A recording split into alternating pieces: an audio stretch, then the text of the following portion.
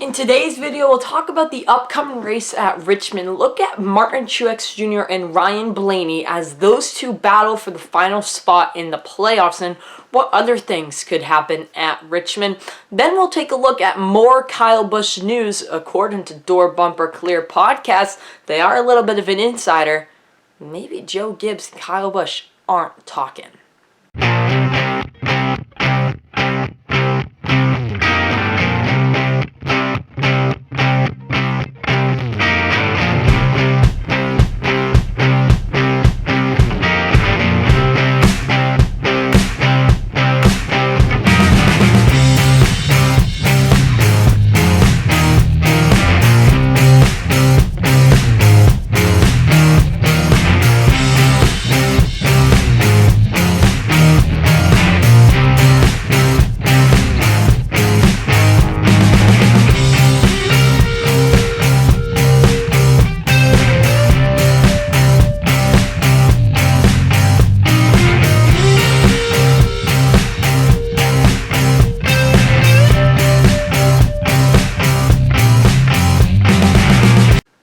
Hello everyone and welcome back to another video. My name is Cameron Simpson. Glad to have you all with us again as we are breaking down the latest Kyle Busch news that has came out and continuing to break that stuff down. And we'll talk a little bit about the playoff race as it continues to develop into what should be a mad dash to the final finish line at Daytona.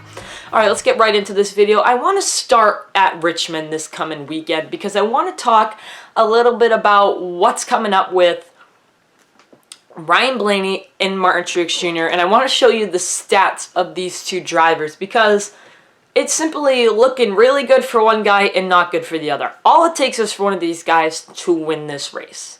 They're locked into the playoffs and they're in because Martin Truex Jr. is very well off in points. Ryan Blaney is very well off in points. So once one of them wins, they're in. They does put other people on the bubble and on the cut line, and there's a chance for anybody to win this race. When we look below the cut line, we look at a guy like Eric Jones, Bubba Wallace, obviously Martin Truex Jr. Those are the names that Eric Almirola, those are the names we go to of guys below the cut line that have a chance to win this race, any race. I mean, Eric Almirola has won at New Hampshire before. He can win at Richmond. His stats aren't very good here, but he can win here. He can also win at Daytona, and so can't Eric Jones. So can't Bubba Wallace. You know, Bubba has shown very consistent speed these last few weeks, and I know we're not looking directly at these guys below the cut line, but there is one spot kind of left. You know, we can go down the rabbit hole and start talking about, okay, so if one of these guys below the cutoff line wins, then we're kind of in a tough spot because, yeah, he just won a race, and this guy over here is now below the cut line because they won a race. This guy's on the cut line, and if another guy wins a race, he's out of the playoffs. It'll be the first time ever with this new playoff format that has happened, and I think it will because at Richmond this weekend is going to be a pretty insane weekend. Toyota is notorious for being good at Richmond. Always. And when we look at the stats and we look at the driver averages coming from NASCAR.com, this is for the last 5 races for active drivers to the 2021 race. So it has not updated for this year's earlier Richmond race. But Kyle Busch, 5 races, 2 wins, 3 top 5s, 5 top 10s. He's got great job there. In second place for the average finish, Martin Truex Jr., one of the guys we're talking about below the cut line that's in the hunt. This is his stats. 5 races, 2 wins, 4 top 5s, 4 top 10s, 244 points at this track, 579 laps led. He normally starts 6.2 and his average finish is 4.2. That's Martin Truex Jr. stats in this track. The guy that he's competing with for this in the points race, let's find him because he is far down here. We actually have to scroll quite a bit to find the stats for Ryan Blaney. He's actually below. He's below Eric Jones at this track. He is below guys like that. Ryan Blaney is below some of the guys below him in the point standings at this track. This track is notoriously not a great racetrack for Ryan Blaney. Take a look at his stats. 5 starts, 0 wins, 0, 0, 0, 0 across the board zeros. 83 laps led. His average start is 13.8 and his average finish is 20.4. Not even in the top 10 at this track. If he has a day like that, his day is going to be terrible. If he has a day like that, he's going to be below the cut line. Now, I'm not saying Martin Truex needs to win this race, but if Ryan Blaney has a day like the stats say he can, Martin Truex Jr. will take a commanding lead in the points and maybe even win this race. And that's big. And guys below the cutoff line can win.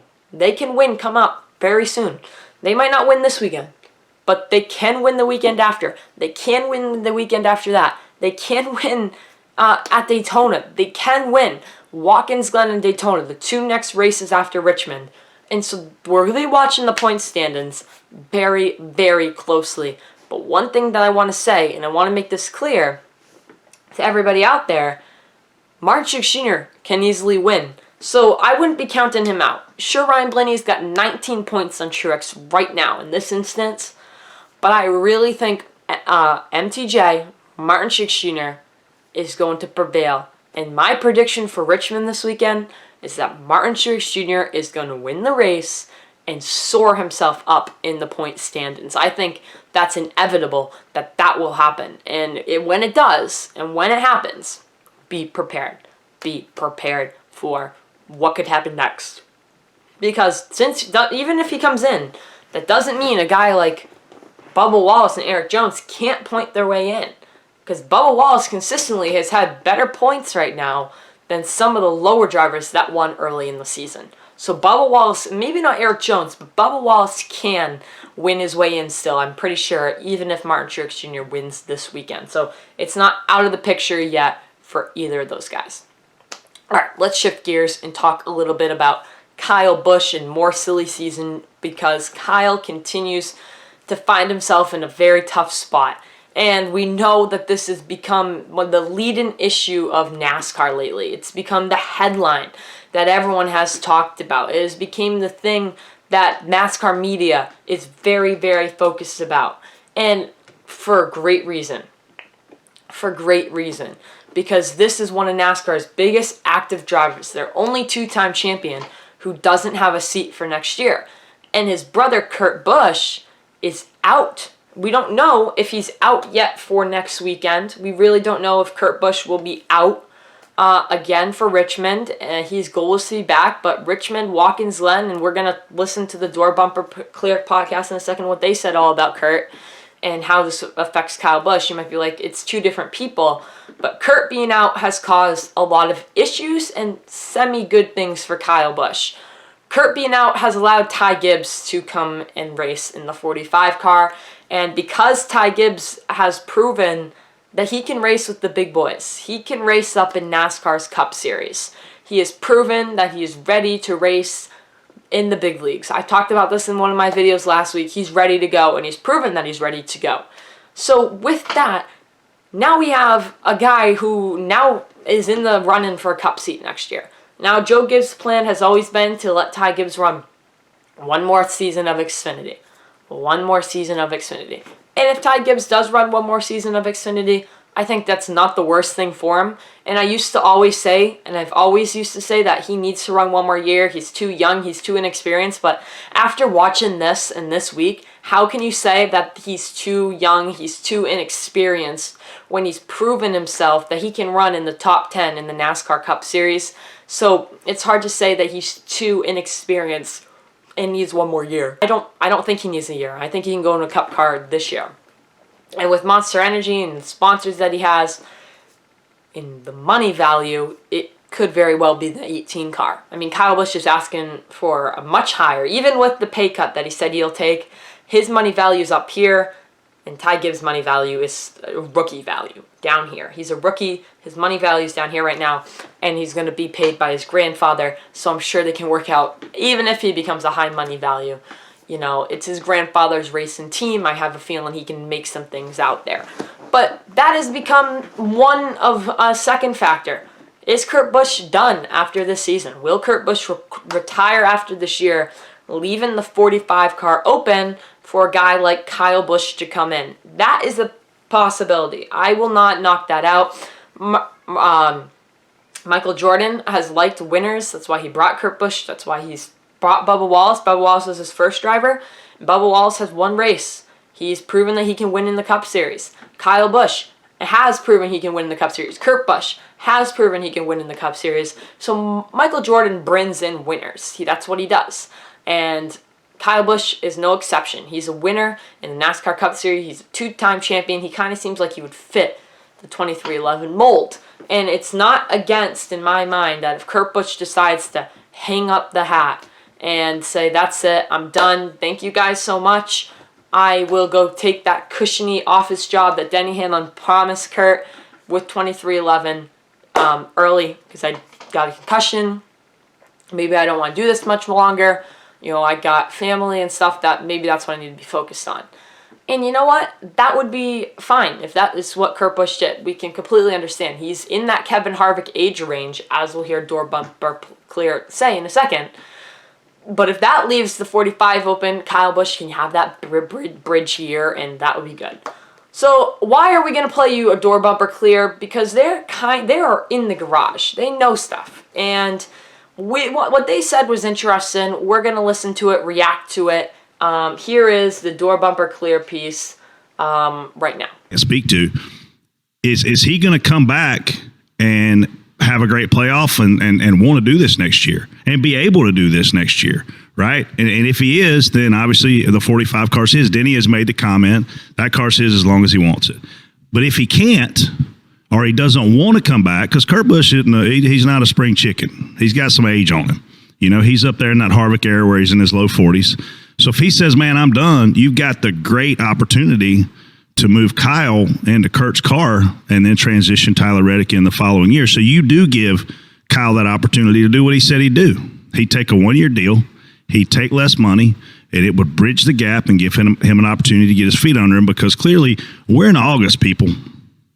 We're in August. So if you've got Chevrolet now entering the conversation to come after you, and you've got one Ford team that's talking to you, and Gibbs has essentially potentially stopped talking to you, you don't have a lot of options if you're Kyle Busch, and you're too damn good to not race a Cup car next year. All right, so that's them talking about the potential for Kyle Busch going to the 45, and they said that Kyle's talking to Chevrolet, talking to Ford, and he's not really talking to Joe Gibbs Racing anymore. You know, is Kyle Busch not talking to JGR? I doubt it. I still think right now, as we stand, the one place Kyle Busch will be going next season is the 18 car. Until there's an announcement that Joe Gibbs Racing is not talking to Kyle anymore, and Kyle's not talking to JGR anymore, until there's an announcement of that sort, I still go with Kyle Busch 18 car next season. Still a small possibility that he won't be in that 18 car. And if that's the case, that's unfortunate. We don't want to see that. But if it's the case, it's the case. So, I mean, I look at it in this way. I mean, Kyle Busch is a star in NASCAR. And he doesn't have a ride next year. He will ride in the Cup Series one way or another. But as a Kyle Busch fan, I don't want to see him in equipment that's much less than JGR. Like, I would love Stuart Haas. That would be the best case scenario, I would think. Maybe Richard Childress wouldn't be that bad if another team. But, I mean, maybe I would accept Colleague, but I wouldn't be very happy about it as a KB fan. I would accept Colleague, but wouldn't be super thrilled. Stuart Haas would be the best case scenario, I think, right now. Obviously, best case scenario for him is he signs with the 18 car. He signs with either 2311 or another competitive team. That's what I hope. That's my hope. We'll see if it happens. I don't know. But besides that, that's all I got for today's video. Hopefully you enjoyed it. I think I'll see you on Friday for another one. And then next week, just one video since I will not be in studio. Until then, I'll see you on the next one. Peace out.